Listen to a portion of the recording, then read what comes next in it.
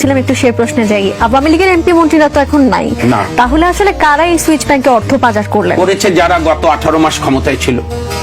আরেকটা হচ্ছে ভিন্ন মতকে রাজনৈতিকভাবে নির্মূলনা, তার বাড়িঘর পুড়িয়ে দাও, তাকে রাস্তায় পেলে হেনস্থা করো। আপনি যদি ইতিহাসে যান, দ্বিতীয় বিশ্বযুদ্ধের আগে 1935 থেকে 40 পর্যন্ত হিটলার এবং মুসোলিনি এটাই করেছিল। সমস্ত বামপন্থীদের অফিস পুড়িয়ে দেওয়া, বাড়িঘর পুড়িয়ে দেওয়া, 60 লক্ষ ইহুদিকে হত্যা করা, ইহুদিদেরকে চিহ্নিত করা।